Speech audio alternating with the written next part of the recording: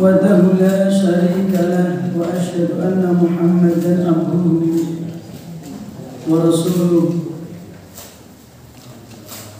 صلى الله على نبينا محمد وعلى آله وصحبه ومن tabi'ahum بإحسان إلى يوم الدين. أما بعد. Kepada para jamaah, para hadirin, bapak-bapak, ibu-ibu, saudara-saudara kaum muslimin dan muslimat ingkang tansah dipun rahmati dening Allah Subhanahu wa taala.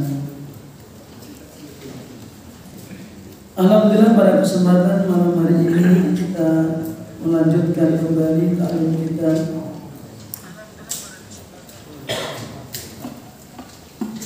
sebagaimana yang telah rutin kita gaji. Kita menggaji kitab Fadilah Amal menurut dalil yang sahih atau kitab aslinya yang berjudul adalah Mirasun Nabi Sallallahu Alaihi Wasallam fi Sawabil Amal Sholeh.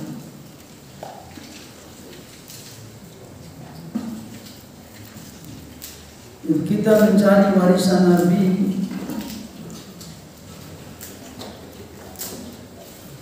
dalam rangka untuk mencari pahala dari amal-amal soleh yang sesuai dengan dalil seperti yang dituntunkan oleh Rasulullah SAW dari kitab yang ditulis oleh Fadilatul Syekh Ubaid As-Sindi rahimahullah ta'ala. Bagi para jemaah yang belum mendapatkan buku, silakan menghubungi panitia. Insyaallah panitia terus mencetak buku tersebut, mengkopi bagi para jemaah yang ingin mengikuti kajian. Tentunya tidaklah ketika pengajian terus dibawa sambil membawa buku tulis untuk mendapatkan keterangan-keterangan tambahan. Termasuk ibu-ibu yang barangkali membutuhkan buku, mungkin panitia juga bisa mencatat simpen di nomor tentang betah dalam kitab. Mugi-mugi Allah paring barokah dumateng muslimin ingkang kula ndherekaken rezekinipun kagem wujud punika penciptaan buku punika. Amin. Tentuipun dumateng sinten kemawon ingkang turut andil wonten kegiatan punika. Mugi boten kantor men dumateng wakaf masjid, mugi takmiripun sedanten, mugi paring mugi Allah paring barokah. Para jemaah yang dirahmati Allah SWT, kita akan melanjutkan kajian kita. Kita masih dalam poin yang ke-14, halaman 25. Karena pertemuan yang lalu sudah kita bahas ayat yang ke-18 dari surat At-Taubah. Maka untuk malam hari ini kita akan meneruskan, yaitu dalil yang kedua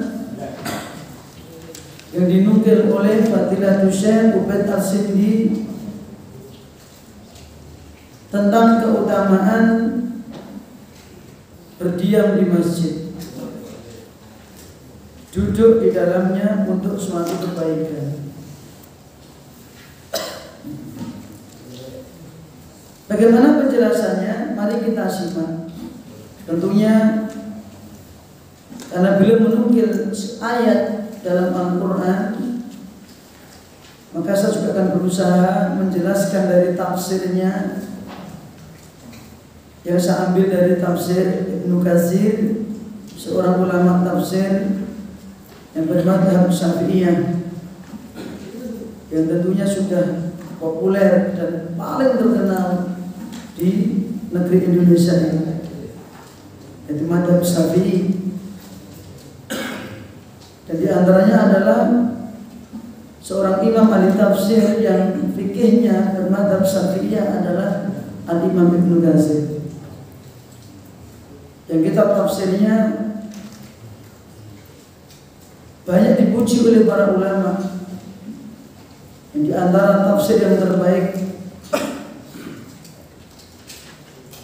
karena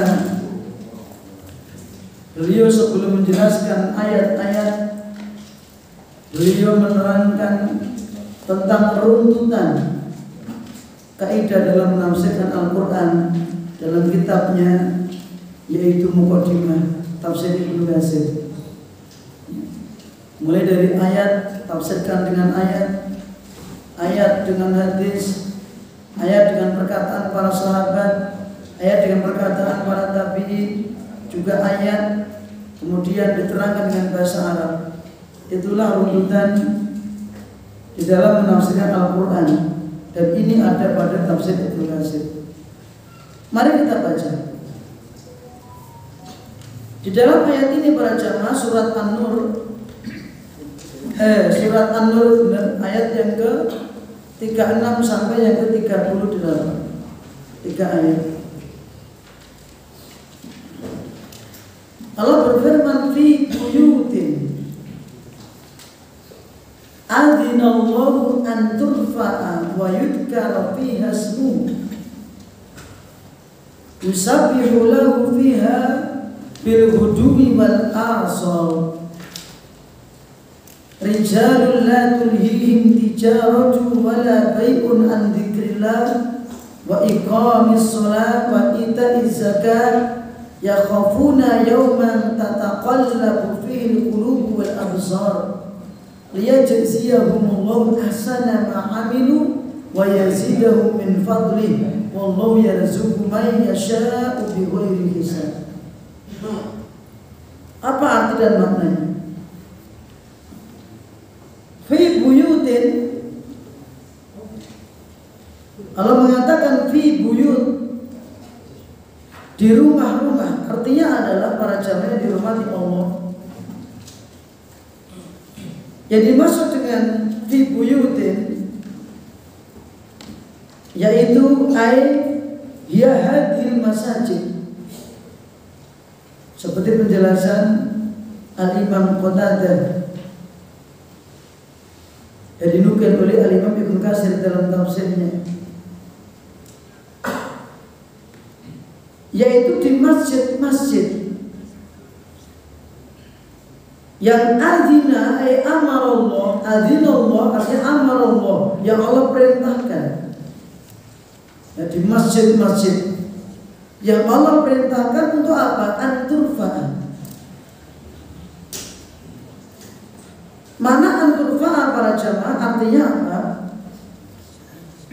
Yaitu diagungkan, yang maknanya bitadhiriha, itu disucikan, masjid itu dibersihkan, minad danasi wal lahwi wal aqwali wal af'ali allati la taliqu fiha. Masjid itu perlu diagungkan. Caranya bagaimana? Yaitu dibersihkan masjid itu. Satu, dibersihkan dari minad danas, dari najis, ya.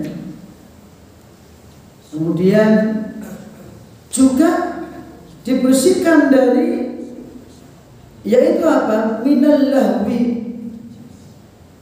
perkara-perkara atau perkataan-perkataan yang sia-sia, yang kurang bermanfaat, ya. Termasuk di antara tafsir al-lahwi adalah nyanyian. Nanti masjid itu tidak pantas untuk tempat bernyanyi, ya.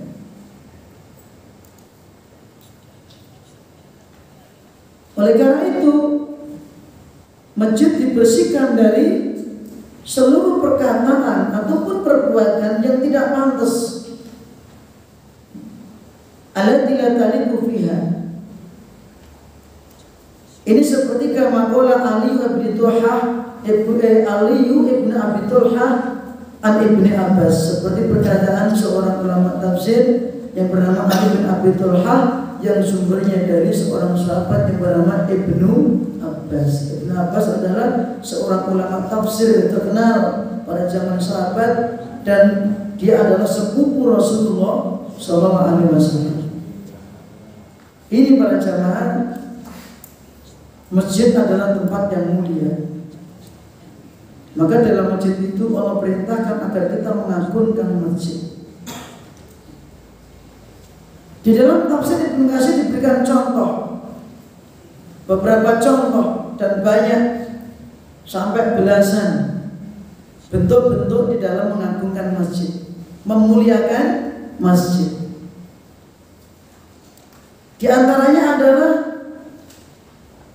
Ibnu Katsir menyebutkan banyak sekali dalam tafsirnya. Yang pertama di antaranya adalah seperti di awal saya sampaikan, bahwa masjid itu dibersihkan dari segala macam kotoran, segala macam najis. Masjid itu dibersihkan dari perkataan-perkataan dan perbuatan-perbuatan yang sia-sia. Ini juga seperti perkataan Ibnu Abbas menerangkan dalam ayat ini, fi buyutin adinallah an turfa'a, di rumah-rumah Allah, di masjid-masjid yang Allah perintahkan untuk dimuliakan. Bahwasanya Ibnu Abbas mengatakan, nahallahu subhanahu wa ta'ala anil lahwi fiha. Jadi Allah melarang perkataan atau perbuatan yang lahun, yang sia-sia, itu dikerjakan di dalam masjid. Itu yang pertama. Yang kedua para jamaah, di antara contoh yaitu seperti perkataan Al-Imam Qatadah tadi, ya hadil masajid amarallahu subhanahu wa ta'ala bibina'iha. Ini termasuk di antara perkara atau bagian dari memuliakan masjid, mengagungkan masjid, yaitu bibina'iha, membangun masjid. Maka tentunya orang yang juga membangun masjid, mereka adalah mendapatkan kemuliaan. Wa imaratiha, dan memakmurkan masjid. Yang di awal sudah kita bahas pembukaan taklim, ya. Judulnya adalah memakmurkan masjid. Wa imaratiha wa raf'iha wa tathhiriha, memakmurkan masjid, memuliakan masjid, membersihkan masjid, termasuk di dalamnya. Wa qad dzakara lana anna Ka'ban, sungguh telah menyebutkan kepada kita siapa itu Ka'ab al-Ahbar. Itu dulu seorang pendeta Ahlul Kitab, pendeta Yahudi. Karena dia mengatakan, inna fi Taurah maktuban, sesungguhnya dalam kitab Taurat itu tertulis, ala inna buyuti fil ardi al masajid, ketahuilah sesungguhnya rumah-rumahku di bumi adalah masjid-masjid. Itu tertulis dalam kitab Taurat. Kata siapa? Ka'ab al-Ahbar. Dia seorang pendeta Yahudi, tapi akhirnya masuk Islam. Seorang ulama Yahudi yang akhirnya masuk Islam. Maka dia mengatakan, menukil perkataan di dalam Taurat, perkataan Allah, inna buyuti fil ardi al masajid, sesungguhnya rumah-rumahku di bumi adalah masjid-masjid. Wa innahu man tawaddu'a fa ahsana wudu'ahu, maka sesungguhnya barang siapa yang berwudu dan menyempurnakan wudunya, summa zarani fi baiti, kemudian dia mengunjungiku di masjidku, aqramtuhu wa haqqa 'alal mazuri karamatan zaid. Maka barang siapa yang mengunjungiku di masjidku, aku akan memuliakannya. Maka orang yang menjadi istilahnya kewajiban siapa? Yang dikunjungi tuan rumah itu memuliakan siapa? Yang mengunjungi. Seperti kita, kebiasaan kita apa itu? Yaitu kita berkunjung ke tempat orang lain, dayo nek basa Jawa nih. Kita dayo atau bertamu, maka tuan rumah dia yang kewajiban memuliakan orang yang bertamu. Maka ibaratnya para jamaah ketika kita datang ke masjid, ya, kita ini tamunya Allah. Ya. Itu juga seperti kita datang ke Masjidil Haram. Maka dikatakan duyufur rahman, tamunya Allah yang Maha Pemurah. Ya. Maka para jamaah, orang-orang yang berkunjung ke sana meminta kepada Allah dikabulkan doanya. Maka termasuk orang-orang berkunjung ke masjid, berdoa di masjid, ini merupakan tempat yang mulia dan juga termasuk di antara tempat yang mulia serta dikabulkannya doa. Apalagi ketika doa itu dikerjakan ketika di dalam sholat. Itu yang kedua. Yang ketiga, contoh yang ketiga, termasuk di antara memuliakan masjid para jamaah, yaitu membangun masjid. Membangun masjid. Seperti yang tercantum dalam sebuah hadis riwayat Imam Al-Bukhari, Imam Muslim, yang dinukil oleh Imam Ibnu Katsir dalam tafsirnya, man bana masjidan yabtaghi bihi wajh Allah. Sing sapa wong bangun masjid, barang siapa yang membangun masjid ketika dia membangun masjid dalam rangka mencari wajahnya Allah, ya. Tujuanipun patos wajahipun Allah. Kenapa mencari wajahnya Allah? Karena memang nikmat terbesar nanti di surga adalah ketika seseorang melihat wajahnya Allah. Banallahu lahu mislahu fil jannah. Maka Allah akan bangunkan rumah di surga. Jadi barang siapa yang membangun masjid karena Allah, nanti akan dibangunkan rumah di surga. Ini termasuk kemuliaan bagi orang yang membangun masjid. Meskipun mungkin gotong royong, ada orang yang wakaf batu bata, wakaf keramik, wakaf semen, ya. Termasuk di antara perluasan masjid, dulu sudah kita bahas di awal pembahasan. Termasuk di antara mengamalkan masjid adalah memperluas masjid, ya.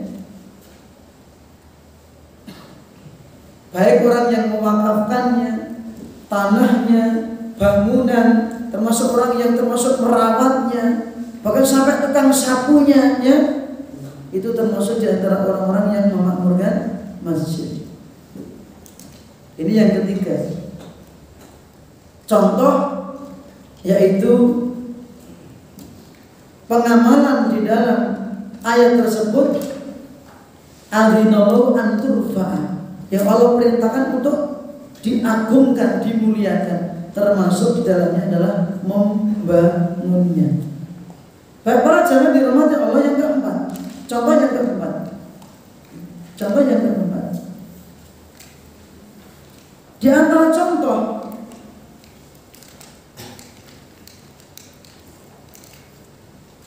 memuliakan masjid adalah di samping membangun masjid, yaitu apa? Membersihkan dan memberikan wewangian kepada masjid. Itu menjadi masjid itu wangi. Maka kalau panjenengan mungkin masuk ke Masjidil Haram, Masjid Nabawi, pasti berbau wangi, parfum. Maka masjid itu bagus untuk dikasih wewangian, semprotin Tapi cari wangian yang kalem, yang semua orang itu bisa menerima. Jangan yang nyetak gitu ya. Orang masuk umat matang itu ada seperti itu. Wangian yang hanya orang tertentu yang suka, yang orang itu kadang itu nggak suka. Baunya sangat menyengat. Gitu. Cari wangian yang kalem. Dalam sebuah hadis rawahu al-Imam Abu Dawud, At-Tirmidzi, Ibnu Majah, yang juga dinukil oleh al-Imam Ibnu Katsir dalam tafsirnya, yang bersumber dari Ibunda Aisyah radhiyallahu anha, qalat amara Rasulullah sallallahu alaihi wasallam bi bina'il masajid fi dawri. Rasulullah sallallahu alaihi wasallam memerintahkan untuk membangun masjid di kampung-kampung. Demikian pula supaya masjid itu antunal dhofa, dibersihkan, waktu tayyaba, juga waktu tayyaba diberi minyak wangi atau diberi wangi-wangian. Ini perintahnya siapa? Rasulullah sallallahu alaihi wasallam. Dibersihkan, dikasih wangi-wangi. Karena itu ketika pernah ada seorang Arab Badui kencing di masjid, maka Nabi minta air 1 ember untuk menyiramnya. Kalau masjid dahulu kan tidak keramik, dikencingi bablas. Tapi kalau dibiarkan kan baunya pesing. Ya, tetapi Nabi tidak langsung marah. Meskipun para sahabat itu marah. Para sahabat itu marah karena mereka merasa ini nggak pantas perbuatan seperti ini. Masa kencing di masjid.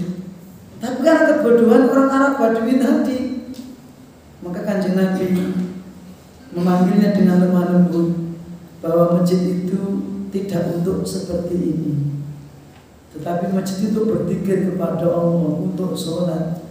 Akhirnya Kanjeng Nabi minta 1 ember air untuk menyiramkan kencing tersebut. Sebab apa? Kalau ketika itu si Arab Badui langsung ditegur, mungkin satu, ya, menjadikan orang itu sakit, kencingnya mandek. Yang kedua, mungkin dia lari, kencingnya malah mecer-mecer, ya, nyebar kemana-mana. Ini Masya Allah kelembutan Rasulullah Sallallahu Alaihi Wasallam. Meskipun dia katanya suruh tuntaskan, biarkan sampai tuntas, ya, terus minta air 1 ember disiramkan, sudah cukup, selesai, pesengnya udah hilang, ya. Kalau seandainya ditegur, dimarahin, mungkin dia akan lari, kucingnya malah mecer-mecer kemana-mana. Akhirnya butuh air yang banyak. Ini termasuk antara hikmah juga kelembutan Rasulullah Sallallahu Alaihi Wasallam, yang memang beliau adalah sebagai suri teladan. Yang kelima, contoh yang kelima para jamaah,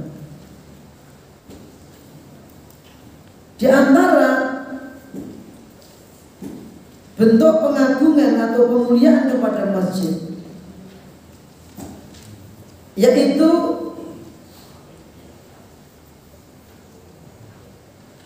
bahwasanya Rasulullah Rawal Bukhari, bukan Bukhari, kalau Umar bin Khattab memerintahkan kepada manusia supaya apa? Membangun masjid. Ibni linnasi ma yakunnu, bangunkan untuk manusia untuk bisa menetap, itu untuk beribadah kepada Allah Subhanahu wa taala. Wa iyyaka an tuhammira aw tusaffira, hindari dari warna yang terlalu menyolok. Apa itu? Merah, ya. Kemudian warna terlalu kuning. Kenapa demikian? Karena warna itu bisa fataftinan nasa, bisa bikin orang itu nggak khusyuk sholat. Nah ini meskipun larangan ini larangan makruh, gitu ya, itu tidak haram. Artinya lebih baik dihindari warna yang terlalu menyolok, seperti merah, terlalu merah, kemudian warna yang kuning menyala. Intinya sesungguhnya masjid lebih baik warnanya mungkin polos. Tapi meskipun ini bukan sifatnya haram, ya. Artinya sesuatu hal yang sepantasan untuk mungkin diganti yang lebih kalem. Itu yang kelima yang dinukil oleh Al-Imam Ibnu Katsir dalam tafsirnya. Yang keenam para jamaah, yang keenam, yaitu perkara yang berkaitan dengan menghias masjid. Ini juga dinukil oleh Al-Imam Ibnu Katsir dalam tafsirnya.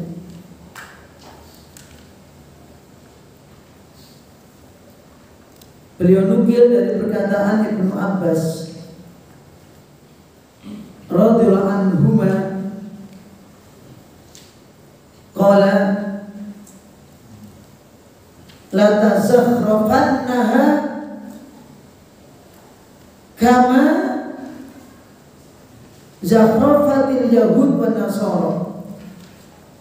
Ini ketika itu dia menjelaskan sebuah hadis yang bersumber dari sahabat Abu Dawud yang berbunyi qala Rasulullah SAW ma'umirtu bitasdidil masajid. Aku enggak diperintah untuk menghiasi masjid.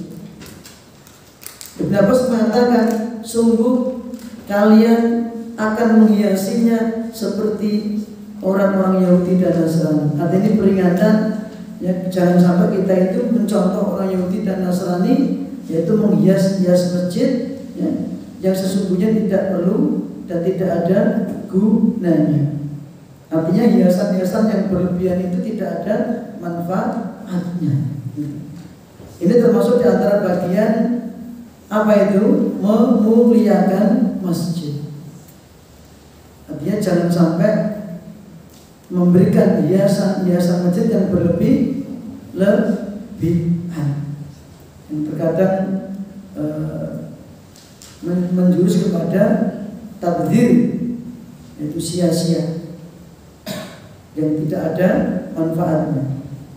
Ini sebagai peringatan buat kita semuanya. Bahkan dalam hadis Nabi kita mengatakan la taqumu sa'ah hatta yubahin nasu fil masajid. Rawahu Al-Imam Abu Dawud wa Nasa'i. La taqumu sa'ah, kiamat enggak akan terjadi. Kiamat betul pada kedadosan. Hatta yatabahan nasu fil masajid, sehingga nanti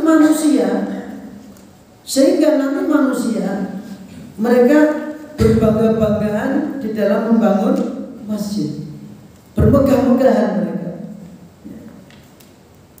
Maka di antara juga tandanya apa? Nanti di akhir zaman masjidnya megah-megah tetapi kosong, ya. Masjidnya megah-megah tapi hanya sekedar apa? Ikon, gitu kan? Tidak diadakan taklim di situ. Sholat jamaah pun juga cuma sedikit. Sehingga tidak makmur. Itu di akhir zaman. Jadi orang berlomba-lomba mempermegah masjid, tapi tidak berusaha untuk memakmurkannya. Ini banyak seperti itu. Kalau kita lihat banyak masjid itu megah, tapi nek surah dhuwur sing muadzin kali imam. Nek perlu malah muadzin ya imam sisan ya makmum sisan. Ngapain? Adzan, kemudian setelah itu nggak ada yang datang, akhirnya dia ya muadzin ya imam ya makmum. Ora nek kancane. Dewean. Itu banyak seperti itu. Maka yang terpenting bagi kita adalah meskipun kita diperintah membangun masjid, tetapi bagaimana kita itu juga memakmurkannya. Maka ada yang mengatakan bangun ini gampang, tapi mengelola itu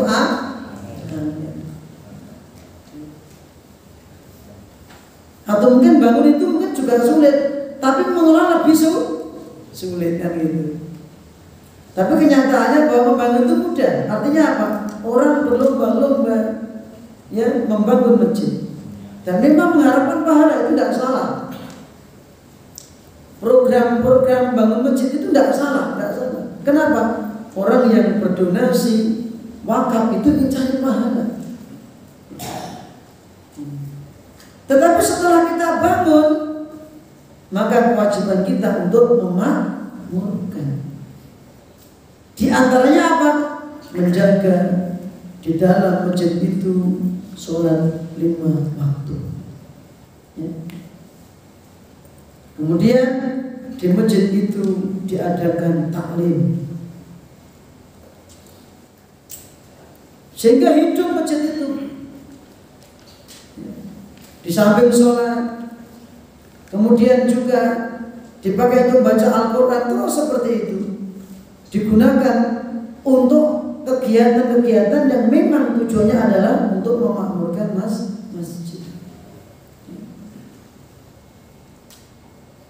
Yang keberapa tadi? 6. Sekarang yang ke-7, contoh yang ke-7. Contoh yang ke-7. Di antara perkara yang mengurangi keagungan masjid adalah jual beli di dalam masjid.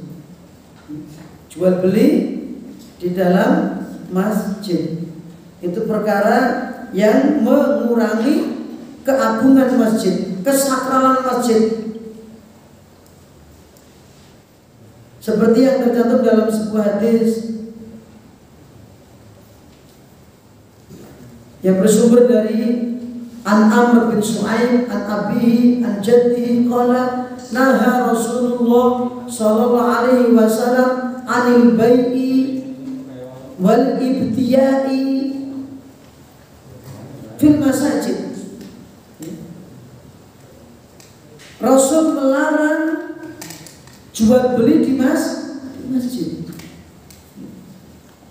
Di mana itu maksudnya? Tempat yang memang secara wakaf itu diwakafkan untuk masjid. Kalau di luar masjid misalnya itu termasuk bukan wakaf, maka tidak mengapa. Tetapi kalau seandainya itu termasuk wakaf masjid, maka tidak boleh jual beli di dalamnya. Ya. Dijalankan sebagai pasar. Tapi itu komplek di dalam masjid. Selama masih di dalam masjid, selama tidak sebagai statusnya wakaf masjid, maka masih boleh. Mungkin di sini misalnya itu ada halaman, ini dulu wakafnya masjid, tidak boleh. Kalau tidak berarti boleh. Tetapi kalau dulu wakafnya masjid itu umpama ya, maka tidak boleh jual beli di situ. Karena mungkin itu untuk perluasan masjid dan seterusnya. Di dalam hadis yang lainnya para jamaah, rawahu al-Imam At-Tirmidzi yang juga dinukil oleh Al-Imam Ibnu Katsir dalam tafsirnya, anna Rasulullah sallallahu alaihi wasallam qala idza ra'aitum man yabi'u aw yabta'u fil masjid faqulu. Kalau engkau melihat orang yang jual beli di masjid, katakan kepadanya, la abrahallah tijarataka, semoga engkau tidak memberikan keuntungan pada daganganmu. Wa idza ra'aitum man yamsudu dolatan, nek kowe ngerti, kowe nyawang, kamu melihat orang yang mengumumkan barang yang hilang di masjid, ya, fakul katakan, la radallahu alaik, semoga Allah tidak mengembalikan barangmu yang hilang. Lalu kenapa para jamaah? Karena memang masjid tidak digunakan untuk itu, dibangun tidak untuk jual beli. Ya. Maka ini termasuk perkara-perkara yang mengurangi keagungan masjid. Maka dari itu kita hindari mengadakan transaksi jual beli di dalam masjid. Mana mas ya? COD ini masjid gini ya? Dalam masjid ya. Maka hindari dari seperti itu. Kemudian yang ke-8, contoh yang ke-8. Ini masih di dalam bagian dari perintah Allah untuk an-turfa'an. Apa itu? Supaya masjid itu diagungkan, dimuliakan. Dan memang itu adalah dinukil oleh Al-Imam Ibnu Katsir dalam tafsirnya sekian banyak tadi. Berikutnya adalah yang ke berapa tadi? 8. Yang ke-8, di antara perkara yang termasuk mengurangi kemuliaan masjid, yaitu seseorang menjadikan sebagai jalan untuk lalu lalang. Wirawiri lewat. Karena pada asalnya kalau orang itu masuk masjid apa? Tahiyatul masjid. Tetapi kalau dipakai untuk lalu lalang, maka ini termasuk di antara mengurangi kemuliaan masjid. Seperti juga yang dinukil oleh Al-Imam Ibnu Katsir dalam tafsirnya, khisalun la tanbaghi fil masjid. Termasuk di antara beberapa perkara yang tidak pantas, yang enggak pas. Itu apa? La yutakhadhu thariqan, tidak menjadikan masjid sebagai jalan. Walaupun ini hadisan dhaif, oleh para ulama didhaifkan, tetapi adat seperti itu memang dari zaman dulu oleh para ulama salaf, ya. Maka memang sudah dianggap bahwa itu tidak pantas untuk masjid itu dijadikan jalan untuk lalu lalang lewat, sehingga seperti nggak ada nilainya, seperti kayak jalan biasa, ya. Maka jangan sampai dijadikan sebagai tempat untuk lewat, dalam arti untuk lewat tanpa adanya penghormatan berupa sholat tahiyatul masjid dan seterusnya. Oleh karena itu, beliau menukil juga atau menjelaskan amma annahu la yutakhadhu thariqan, bahwasanya masjid ini enggak pantas untuk dijadikan sebagai jalan lalu lalang. Faqad dzukira faqad kariha ba'du ulama'i al-murura fihi illa lihajatin. Maka sungguh para ulama telah memakruhkan, faqad kariha ba'du ulama al-murura fihi.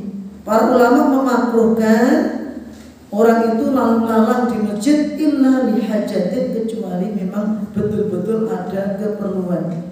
Ya, ini kalau ada keperluan tidak masalah, ada hajat di situ. Tetapi kalau dijadikan kebiasaan untuk lalu lalang, maka ini termasuk perkara yang mengurangi kemuliaan masjid. Maka para ulama memakruhkan karena tidak suka menganggap perkara yang tidak pantas. Itu yang ke-8. Yang ke-9. Yang ke-9, termasuk perkara yang mengurangi kemuliaan masjid para jamaah, yaitu seseorang menghunus pedang di dalam masjid. Apa menghunus itu? Menenteng pedang, ya, menenteng senjata tajam di masjid.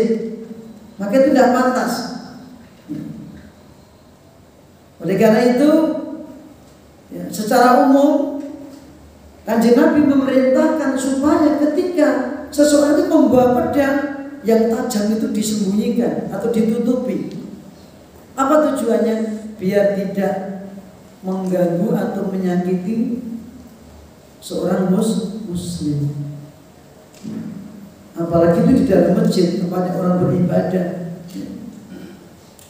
Kalau zaman dulu kan istilahnya apa? Senjatanya kan pedang gitu. Maka juga demikian, ya, di dalam masjid itu tidak pantas seseorang menenteng senjata. Nah, pantas, karena itu termasuk di antara perkara yang mengurangi kemuliaan masjid. Yang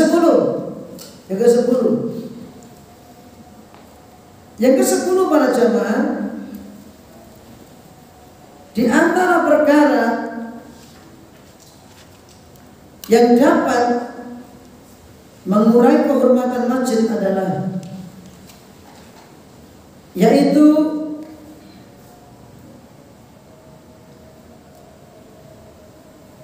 bermain di masjid.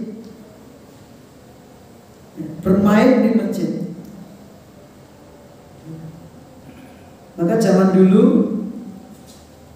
ini juga dinukil oleh Imam Ghazali dalam tafsirnya. Beliau juga menukil sebuah hadis, tapi hadisnya juga didhaifkan para ulama. Tetapi maknanya bahwa ulama zaman dulu menganggap itu perkara yang tabu. Apa itu? Itu anak-anak bermain di masjid. Janibu masajidakum sibyanakum. Jauhkan anak-anak kalian bermain di masjid. Ini walaupun memang sebagian ulama mengatakan hadisan dhaif, tetapi memang makna ini dianggap bahwasanya anak-anak ketika bermain di masjid itu tidak pantas. Masjid tidak pantas untuk bermain. Beliau mengatakan, Ibnu Katsir mengatakan wadzalika li annahum yal'abuna fihi wala yunasibuhu. Kenapa anak-anak yang mungkin belum nalar itu misalnya jangan dibawa ke masjid? Karena mereka kalau bermain di masjid mengganggu orang sholat dan sebagainya. Tetapi kalau seandainya anak-anak itu tidak mengganggu, bisa diatur, dia diarahkan, maka tidak mengapa. Diatur misalnya sholat, diajak sholat di antara shop orang-orang besar, maka tidak mengapa. Dilantik anak-anak itu memang ke masjid untuk sholat. Nanti saat dari rumah dibilangin dulu, diketik dulu, ya diketik dulu, play. Nanti di masjid tak kelihatan ya, seperti ini. Kalau nanti rame, mungkin bisa diajak. Kalau rame, besok nggak diajak lagi. Kalau nggak rame, besok diajak lagi. Karena anak-anak kadang itu senang ke masjid. Cuma masalahnya kalau ketemu dengan teman yang sama-sama kecilnya, mereka rame gitu ya. Maka sebenarnya yang dijauhi, yang perlu dicegah. Karena kalau seandainya anak-anak itu rame di masjid akan mengganggu orang sholat. Tetapi jika anak-anak itu bisa diarahkan, bisa diatur, diajak sholat di antara orang-orang besar, di antara shop tersebut, maka tidak mengapa. Wallahu a'lam bishawab. Ini di antara perkara yang dinukil oleh Al-Imam Ibnu Katsir dalam tafsirnya. Berikutnya saya tambah sekalian. Di antara perkara para jamaah yang tidak pantas untuk dilakukan di masjid, artinya apa? Mengurangi kemuliaan masjid, yaitu apa? Meninggikan suara yang tidak penting, yang tidak berguna. Ya. Karena pernah Umar bin Khattab itu menegur dua orang yang mereka itu meninggikan suara di masjid. Dibalas karo krikil, maktik diceluk ini. Kamu orang dari mana? Kan gitu. Kamu orang dari mana? Kamu asalmu dari mana? Dijawab, saya dari Taif. Umar mengatakan, lau kuntuma min ahli baladi. Kalau seandainya engkau berasal dari negeri ini, daerah sini, ya, sungguh kamu akan saya hukum. Kamu akan saya hukum. Kenapa sebabnya? Karena dua orang tadi berteriak-teriak di masjid, yang mana masjid itu tidak pantas untuk tempat berteriak kecuali dibutuhkan ketika ada, ya. Seperti itu. Maka ini perkara yang mengurangi kemuliaan masjid. Nomor berikutnya, termasuk di antara perkara yang bagian dari memuliakan masjid, yaitu apa? Ketika masuk dan keluar masjid itu berzikir. Masuk masjid berzikir, keluar masjid juga berzikir. Seperti yang mungkin sering Anda praktekkan ketika Anda masuk masjid, apa doanya? Allahumma ftahli abwaaba rahmatik, minimal seperti itu. Atau dengan membaca sholawat Bismillah wa sholatu wa salam ala Rasulillah, Allahumma ftahli abwaaba rahmatik. Ya. Itu ketika masuk masjid. Dengan kaki kanan dulu, terus membaca zikir masuk masjid. Setelah keluar juga sama, zikir keluar masjid. Itu termasuk di antara bagian apa? Bagian memuliakan masjid. Jangan lunas-lunus tanpa zikir. Meskipun hukumnya sunnah. Hukumnya sunnah. Anda tidak berzikir tidak berdosa, tetapi kurang beradab. Maka adabnya ketika kita masuk masjid berzikir, kaki kanan dulu Bismillahi Salatu wassalam ala Rasulillah, Allahumma ftahli abwaaba rahmatik. Dan ketika keluar apa dikatakan? Allahumma isinni minasyaitonir rajim. Itu di antara zikirnya. Ya, Allahumma isinni minasyaitonir rajim. Itu di antara zikir keluar masjid. Para jamaah dirahmati Allah Subhanahu wa taala, ternyata malam ini kita hanya bisa membahas potongan kalimat, yaitu apa? Cuma sepotong saja. Fi buyutin adina an turfa. Belum sampai wayud karofi hasmu. Karena waktu cuma 1 jam tidak ada, dari maghrib sampai isya, ya. Otomatis kajiannya nggak sampai 1 jam. Ya. Oleh karena itu, untuk pertemuan akan datang kita lanjutkan tetap masih dalam pembahasan ini, karena masih ada pembahasan dan juga sangat penting. Sangat penting. Di antaranya adalah nanti Allah akan Allah akan memuji, Allah akan memuliakan rijal, para laki-laki, orang-orang yang rijalun la tulhihim tijaratun wala bai'un an dzikrillah.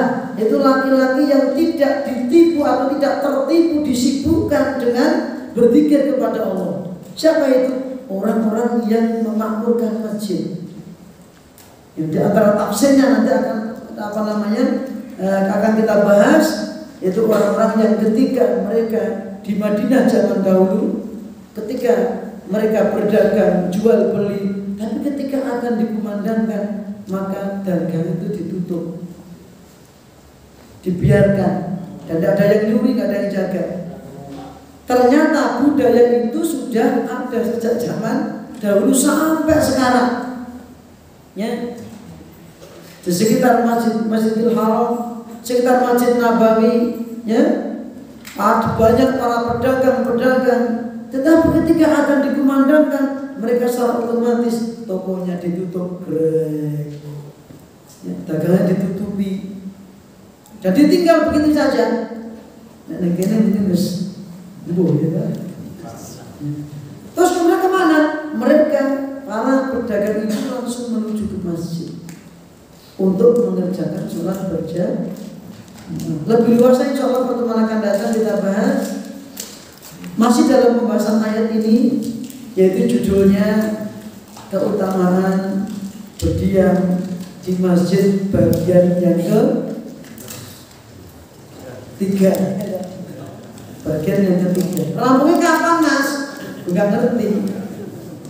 Ngaji ayat itu enggak harus langsung selesai, gitu. Karena ayat itu dikaji, yang penting kita tuh paham. Termasuk tadi diantaranya apa? Termasuk ternyata bagian-bagian dari memuliakan masjid itu banyak sekali. Baik membangunnya, kemudian memakmurkan dengan sholat di dalamnya, kemudian apalagi berzikir di dalamnya, tidak mengeraskan suara, menjauhkan perkataan yang sia-sia, termasuk bertengkar di masjid, ya. Itu juga harus dihindari, dan seterusnya. Ternyata satu kalimat, ya, tafsirnya sangat banyak. Itulah diantara kandungan yang dapat kita kaji pada sore hari teman-teman ini. mengkaji surat An-Nur ayat yang ke-36 dan belum selesai. Insya Allah kita lanjutkan pertemuan akan datang. Demikian yang dapat saya sampaikan. Ada benarnya semuanya datangnya dari Allah kemudian Rasulnya. Jika ada yang salah dan keliru serta yang kurang, semua dari saya pribadi. Saya istighfar kepada Rasulullah Ta'ala. Mari kita tutup dengan kalimat majlis. Subhanakallahumma wa bihamdika asyhadu an la ilaha illa anta astaghfiruka wa atubu ilaik. Assalamualaikum warahmatullahi wabarakatuh.